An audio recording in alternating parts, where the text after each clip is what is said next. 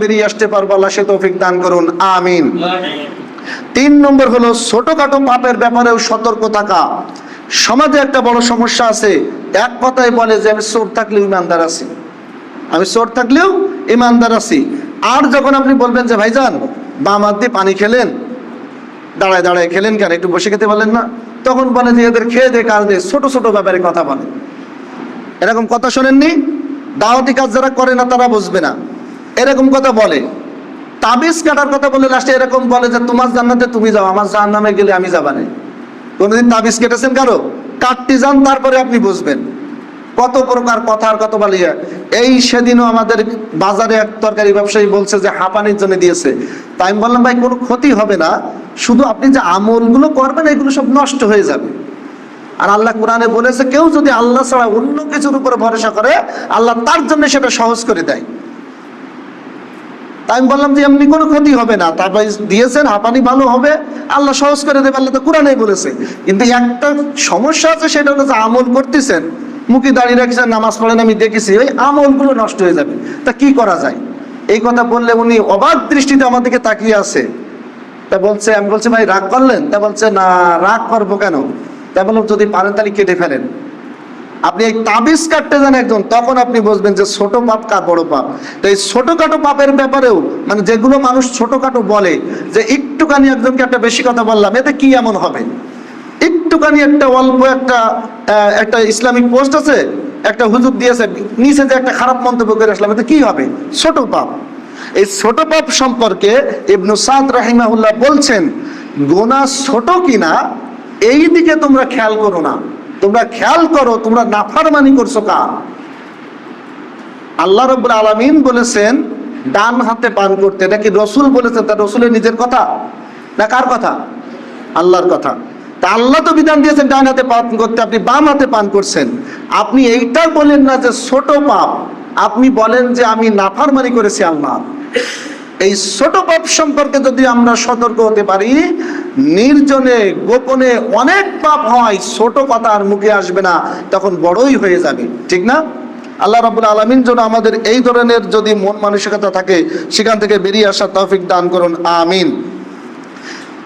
আল্লাহ রাব্বুল আলামিন 3টা জিনিসের সাথে 3টা জিনিস রেখেছেন, যেটা আমরা সালাফদের কাছ থেকে জানতে পারি। তার একটা হলো আল্লাহ রাব্বুল আলামিনের ক্রোধ থাকে, রাগ থাকে তার অবাধ্যতার সাথে। আল্লাহ রাব্বুল আলামিনের সন্তুষ্টি থাকে তার আনুগত্যের সাথে। আল্লাহ রাব্বুল আলামিনের বেলায়াত বা বন্ধুত্ব থাকে মানুষের সাথে, আল্লাহ যাদেরকে পছন্দ করে সেই মানুষের সাথে। কথাটা মনে হয় বুঝাতে পারিনি। আল্লাহ রাব্বুল আলামিনের অবাধ্যতার মধ্যে আল্লাহর রাগ থাকে। আল্লাহ বলেছেন সুদ খেও না, আমি সুদ খেলাম, তাহলে আল্লাহ আমার প্রতি রাগ করবেন। আল্লাহ বলেছেন এই কাজ করো না, আমি সেটা করলাম, তাহলে আল্লাহ আমার প্রতি রাগ করবেন। আল্লাহ বলেছেন সালাত আদায় করো, আমি করলাম, আল্লাহ আমার প্রতি সন্তুষ্ট হবেন। আর বেলায়েতের কথা বা বন্ধুত্বর কথা, আল্লাহর বন্ধুত্ব তারাই পাবে যারা দিনদার, ওলিয়া উলিয়া মানুষ, সৎ মানুষ, পরহেজগার মানুষ, তাদের সাথে যাদের সম্পর্ক থাকবে। এখন কথা হলো আপনি বুঝবেন কি করে? বড় 22 হাতের জুব্বা, বড় 27 হাতের ওই পাগড়ি, এইসব থেকে কি আপনি ওলিয়া উলিয়া চিনবেন? পোশাকে ওলিয়া উলিয়া নয়। যারা সালাফগণ তারা বলছেন কিছু কিছু মানুষ এমন থাকে তাদের পোশাক দেখলে মনে হয় এদের কোনো কিছুই নেই, আমল তারা অনেক কম আমল করে, পোশাকেও তারা খুব বেশি ভারী নয়, তা আল্লাহর কাছে তারা প্রিয়। অনেকে আছে অনেক বেশি আমল করে, পোশাকেও ভারী, এটা আল্লাহর কাছে তারা প্রিয় নয়। তার কারণ হলো আল্লাহ রাব্বুল আলামিনের সন্তুষ্টি অর্জন পোশাক আশাক কিংবা দৈহিক সৌন্দর্যের সাথে সম্পর্কিত নয়। আল্লাহর সন্তুষ্টি একমাত্র খুলুসিয়াত, অন্তরের সাথে সম্পৃক্ত। বলি সুবহানাল্লাহ। এই জন্য আমাদেরকে চেষ্টা করতে হবে দেখা চোখে অন্তত যে মানুষগুলোকে ভালো মনে হয় তাদের সাথে অন্তত বন্ধুত্ব রাখা, আর কোনো মানুষের সাথেই খারাপ ব্যবহার না করা। কারণ আমি একজনের সাথে না বুঝে খারাপ ব্যবহার করলাম, হতেও পারে আল্লাহ রাব্বুল আলামিন তার পাশে তার উপরে মহা খুশি, হতে পারে না? আবার দেখা যাচ্ছে আমি একজনের পোশাক আশাক দেখে, সম্পদ দেখে, ক্ষমতা দেখে সম্পর্ক রাখলাম, কিন্তু আল্লাহ তার উপরে মহা অখুশি, হতে পারে কিনা? এই জন্য কোনো মানুষের সাথে আমরা খারাপ আচরণ করব না।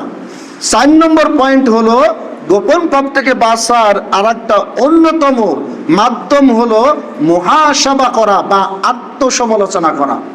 রাত্রে যখন ঘুমাতে যাব অন্তত 1-2 মিনিট একটু যদি চিন্তা করার আমাদের সক্ষমতা হয় যে আজকের দিনে যতগুলো পাপ কাজ করেছি এর ভিতরে কতগুলো পাপ কাজ গোপনে করেছি, কালকের থেকে এই পাপ কাজগুলো আর করা যাবে না, এরপরেও হবে। কিন্তু ওই যে হাদিসটা বললাম যে যখনই পাপ কাজ হবে বুঝতে পারবো তখনই তওবা করে আল্লাহর কাছে আবার ভালো কাজে দাঁড়িয়ে যাব। সেটা হতে পারে আপনি পাপ কাজ করেছেন মোবাইলে অনলাইনের মাধ্যমে একটা ভালো কাজ করেন। আপনি একজনের অর্থনৈতিক ক্ষতি করেছেন, আপনি দান খয়রাত করতে পারেন। আপনি লেখনী করেছেন আগে খারাপ লেখনী, যাতে ইসলামের ক্ষতি হয়েছে, দেশের ক্ষতি হয়েছে, এখন ভালো লেখনী লেখেন যাতে দেশের উপকার হয়, মানুষের উপকার হয়, ইসলামের উপকার হয়। সার্বক্ষণিকভাবে আপনি আগে রাত জেগে অশ্লীলতা করেছেন, রাত জেগে এখন কিয়ামুল লাইল তাহাজ্জুদের সালাত আদায় করেন। যেটাই করেন বিপরীত ভালো কাজ করলে আল্লাহ রাব্বুল আলামিন ওই আগের খারাপ কাজটাকে ভালো কাজে পরিণত করে দেন। বলে সুবহানাল্লাহ। সূরাতুল ফুরকান আয়াত নম্বর 70-71। সম্মানিত উপস্থিতি, আত্মসমালোচনা একটা অত্যন্ত পাওয়ারফুল একটা কাজ, শক্তিশালী আমল।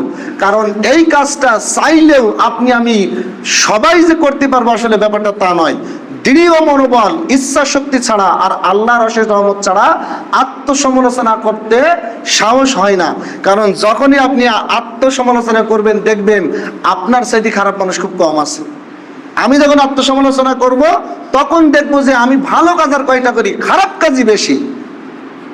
সম্মানিত উপস্থিতি, এই জন্য আত্মসমালোচনা করার কোনো বিকল্প পথঘাট নেই। এবার 5 নম্বর যে পয়েন্ট হলো গোপন গুনাহ থেকে বাঁচার, সেটি হলো পাপের পরিণাম সম্পর্কে চিন্তা করা। পাপ কাজটা করার সময় যখনই পাপ একটা হয়ে যাবে, এটাই স্বাভাবিক। আমরা কোনো আল্লাহ রাব্বুল আলামিনের নবী রাসূল নয় যে আমাদের দ্বারা কোনো পাপ কাজ হবে না, পাপ কাজ হয়ে যাবে, এটাই স্বাভাবিক। ওই সময় আমি যদি মনের ভিতরে আনতে পারি এই কাজটা করলে আল্লাহ এই শাস্তি দেবে, এই কাজটা আমি করব না, এই পাপ কাজটা করলে আল্লাহ এই নাখুশি হবেন, অসন্তুষ্ট হবেন, অতএব এই কাজটি আমি করব না, এমন যদি মনের ভিতরে আনতে পারি তাহলে আল্লাহ রাব্বুল আলামিন নিশ্চয় আমাদেরকে গোপন পাপ এবং প্রকাশ্য পাপ করা থেকে মুক্ত রেখে সার্বিক জীবনে আমাদেরকে সফল কাম হওয়ার তৌফিক দান করবেন। আল্লাহ সে তৌফিক দান করুন, আমিন। যেহেতু সময় কমে যাচ্ছে এজন্য আমি একটু দ্রুত এগিয়ে যাচ্ছি। 6 নম্বর পয়েন্ট হলো চোখের পাপের ব্যাপারে বিশেষভাবে সতর্ক থাকা। কারণ হলো চোখ এমন একটা অংশ শরীরের, পাপের শুরু হয় চোখ থেকে। একটা মানুষের চোখ নেই, ও অনলাইনে কিছু করতে পারবে? ও একটা সুন্দরী মেয়ে গেলে তার দিকে তাকিয়ে থাকতে পারবে? ও একটা টিস করতে পারবে? যার চোখ নেই ও আরেকজনের কাছ থেকে কিছু চুরি করে আনতে পারবে? ও অবৈধ পথ অবলম্বন করতে পারবে না। চোখ খুব গুরুত্বপূর্ণ জিনিস। চোখের পাপের কথা আমি এভাবে বলতে চাই, সকল নেশার মূল কি বলেন তো? যারা নেশাখোর সর্বপ্রথম কি দিয়ে শুরু করে? মনে করেন গাঁজা হোক, ইয়াবা হোক, যে যা খাক, ফেন্সিডিল খাক, মদ খাক, প্রথম খায় কি? বিড়ি বা সিগারেট। এইটা সবচাইতে মাদকের মূল। মাদকের মা বলা হয় সিগারেটকে। কেন? যে যতই নেশা করুক ওকে শুনবেন যে প্রথম দিন কি খেয়েছিলে, দেখবেন যে আস্তে আস্তে বের হয়ে আসবে কোনো না কোনো দিন আগে সিগারেট বিড়ি দিয়ে শুরু করেছে। আর মানুষ যতই পাপ করুক, পাপের শুরুটা হয় চোখ দিয়ে। যখন আমরা একটা খারাপ জিনিস দেখি মনের ভিতরে তার চিত্রটা উঠে যায়, পরে মনের ভিতরে তাই নিয়ে জল্পনা কল্পনা পরিকল্পনা আমাদের সাজাতে থাকি আর গুনাহে লিপ্ত হতে থাকি। আমরা চোখকে যদি হেফাজত করতে পারি, এই চোখকে হেফাজত করার মাধ্যমে গোপন অনেক গুনাহ থেকে আল্লাহ রাব্বুল আলামিন আমাদেরকে মাফ করে দিবেন, মুক্ত করে দিবেন ইনশাআল্লাহ। আল্লাহ রাব্বুল আলামিন আমাদেরকে চোখের পাপের প্রতি আমাদেরকে সুনজর রাখার তৌফিক দান করুন বলে আল্লাহুম্মা আমিন। এরপরে হলো 7 নম্বর হলো গোপন ইবাদতে অভ্যস্ত হওয়া, যেটা একটু আগেও কিছুটা বলেছি। মানে গোপন পাপ থেকে বাঁচতে হলে গোপন ইবাদত করার বিকল্প কোনো পথ ঘাট নেই। আপনি যখন নির্জনে আসেন, যদি একটা ভালো কাজ না করেন অবশ্যই একটা খারাপ কাজ হবে।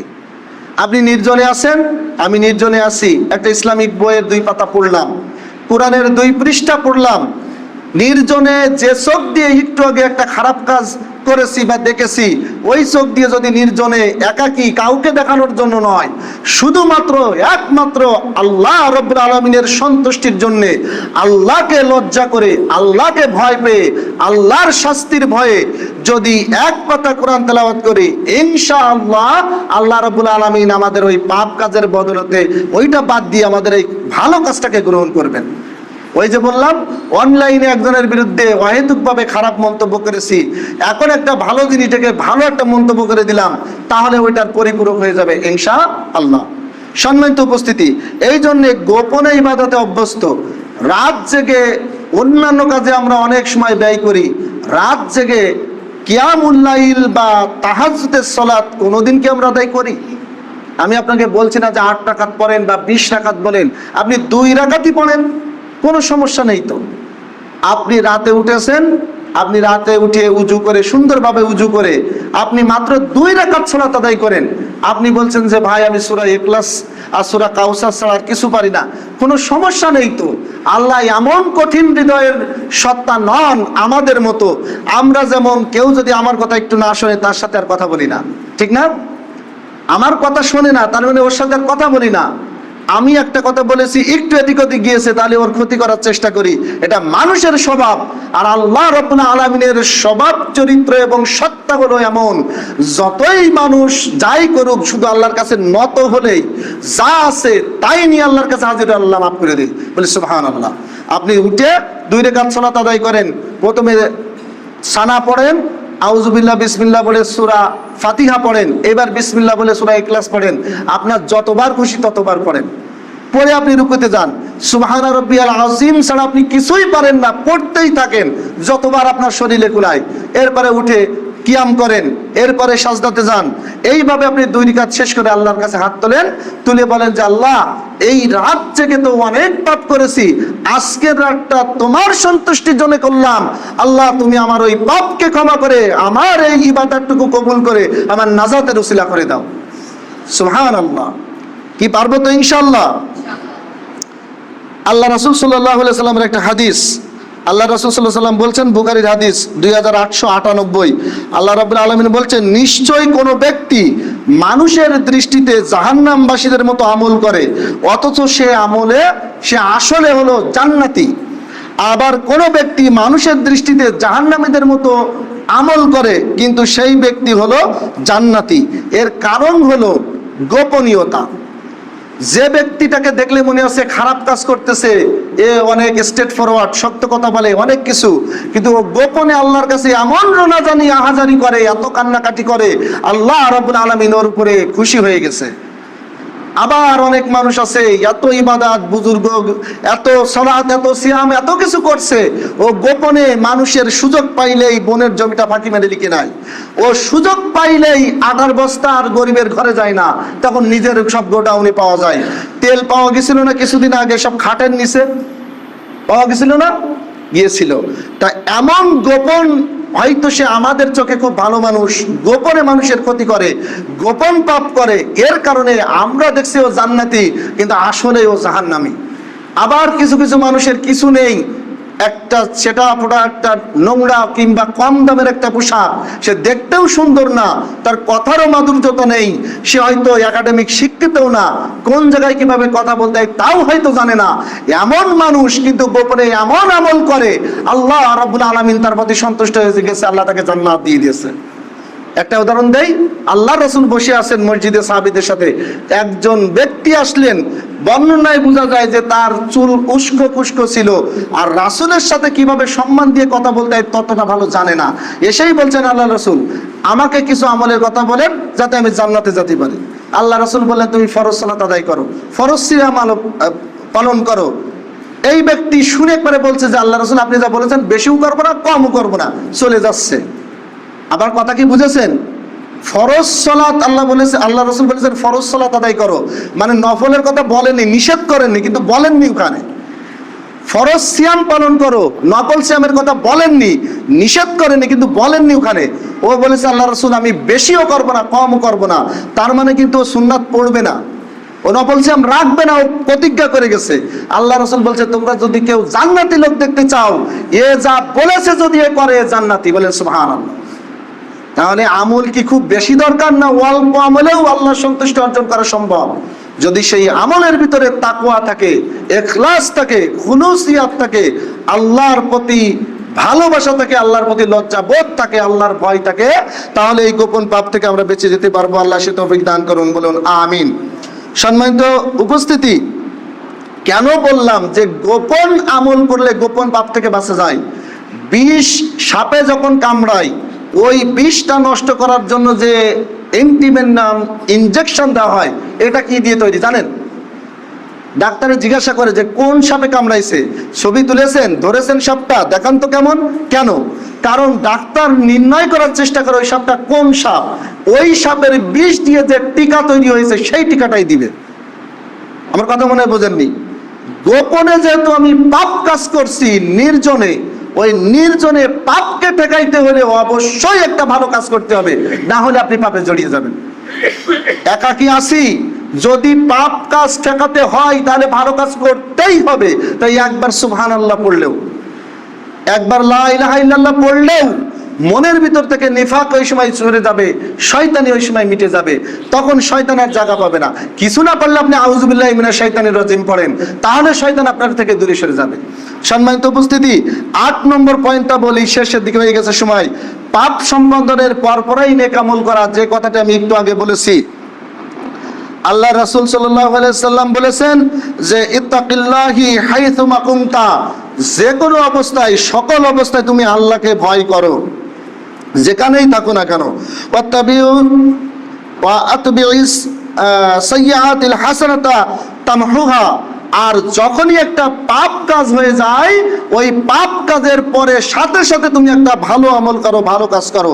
খালিকিন নাসি বিখুলুকিল হাসান, আর মানুষের সাথে তুমি সদাচরণ করো, ভালো আচরণ করো, তাহলে তুমি পাপ, গোপন পাপ থেকে বেঁচে যেতে পারবে, বলে সুবহানাল্লাহ।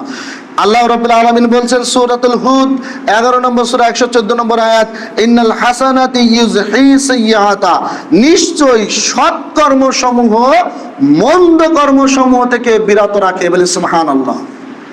সূরা হুদ 11 নম্বর সূরার 114 নম্বর আয়াত, আল্লাহ বলছেন নিশ্চয় সৎ আমলগুলো খারাপ আমল থেকে মানুষকে বিরত রাখতে সাহায্য করে।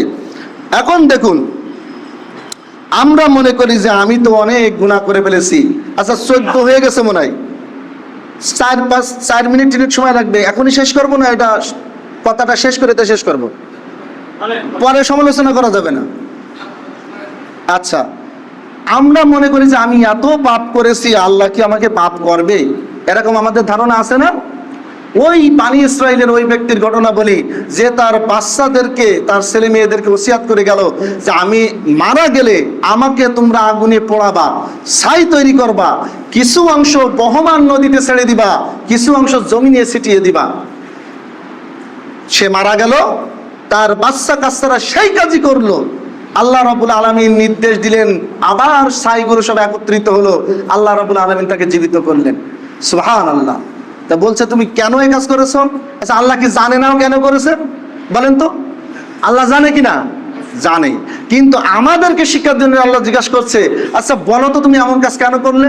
তা বলছে আল্লাহ আমি তো জানি সারা জীবনে আমি কোনো ভালো কাজ করিনি, সব নাফরমানি কাজ করেছি, কিন্তু আমি এও জানি আমি মারা গেলে তুমি আমাকে ধরবা, আমাকে শাস্তি দিবা, এটা আমি জানি। এই জন্য আমি ছাই করে অর্ধেক নদীতে অর্ধেক জমিনে ছড়াই দিতে বলেছি, যাতে আমাকে তুমি ধরতেও না পারো, আমাকে শাস্তি দিতেও না পারো। এর উদ্দেশ্য কি বলেন তো? আল্লাহর শাস্তির থেকে বেঁচে থাকা, মানে আল্লাহকে ভয় করেছে। আল্লাহ বলছে তোর যখন এত ভয়, তোকে মাফ করে দিলাম। সুবহানাল্লাহ বললেন না? বলে সুবহানাল্লাহ। এবার বুঝেছেন? আপনার পাপ যত, আল্লাহর ক্ষমা তার চাইতে বেশি। আপনার পাপ যদি এই মসজিদ সমান হয়, আল্লাহর ক্ষমা এই মসজিদের চাইতে 1000 গুণ বেশি। আপনার পাপ যদি উহুদ পাহাড়ের সমান হয়, আল্লাহ রাব্বুল আলামিন তার চাইতে 1000 লক্ষ কোটি গুণ অসংখ্য ক্ষমা নিয়ে আপনার জন্য দাঁড়িয়ে আছে। শুধু বলতে হবে আল্লাহ আপনি আমাকে মাফ করেন। এই ক্ষমাটা চাওয়া কেমন, এই আল্লাহর কাছ থেকে মাপ চাওয়াটা কেমন?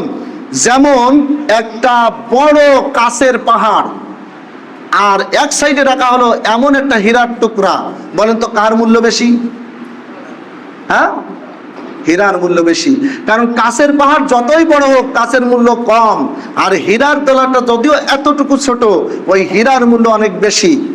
সাদা কাপড়ে অল্প একটু কালি লেগে গেলে যেমন খারাপ লাগে, আমরা যারা মুসলমান আছি অন্তত লা ইলাহা ইল্লাল্লাহ বলেছি, সালাত আদায় করি, খারাপ কাজ করলে আমাদেরও মনে তখন এরকম খারাপ লাগে। সাদা কাপড়ে রং লেগে গেলে যেমন বারবার ওই দিকে চোখ যায়, মুমিন ব্যক্তি পাপ করার পরে বারবার সেই দিকে খেয়াল যায়। ওই কাপড়ে ময়লা লেগে গেলে যেমন ওই কাপড়টা গুটিয়ে রাখার আমরা চেষ্টা করি যাতে মানুষ দেখতে না পায়, মুমিন ব্যক্তি পাপ করার পরে বারবার চেষ্টা করে মানুষ যেন জানতে না পারে, তাই সে আল্লাহর কাছে ক্ষমা চায়। এর কারণে ওর পাপ যদি ওই কাছের পাহাড়ের সমান হয়, আর ক্ষমা চাওয়া আমল যদি ওই হীরার ছোট টুকরার মতো হয়, আল্লাহ রাব্বুল আলামিনের কাছে ওই কাছের পাহাড় পাপের গুনার চাইতে এই ছোট্ট আমল, ছোট্ট হীরার টুকরা বেশি পছন্দনীয়। বলে সুবহানাল্লাহ। সম্মানিত উপস্থিতি, আল্লাহ রাব্বুল আলামিন যেন আমাদেরকে এই বিষয়গুলি বোঝার তৌফিক দান করেন, আল্লাহুম্মা আমিন। তাবেঈ মুজাহিদকে একজন ব্যক্তি জিজ্ঞাসা করলো যে আমি বারবার গুনাহে লিপ্ত হয়ে যাই, এখন আমার করণীয় কি? তখন তিনি বললেন, আইনা আনতা মিন মিমহাদ, তোমার কাছে কি কোনো ইরেজার নাই, কোনো মুছনি নাই যে তুমি পাপ মুছবে? বলে তিনি তাকে বললেন ইস্তেগফার করতে। আস্তাগফিরুল্লাহ পড়েন না, সাইয়্যিদুল ইস্তেগফার পড়েন। যে পাপী হয়েছে, যে মানুষ ইস্তেগফার করে, আল্লাহ রাব্বুল আলামিন তার ওই পাপকে ক্ষমা করে দেন। বলি সুবহানাল্লাহ। সম্মানিত উপস্থিতি, আজকে জুম্মার সংক্ষিপ্ত আলোচনায় আমরা জানতে পারলাম গোপন পাপ থেকে বাঁচার কিছু কৌশল। আল্লাহ রাব্বুল আলামিন আমাদেরকে সে তৌফিক দান করুন বেঁচে থাকার। আল্লাহুম্মা আমিন।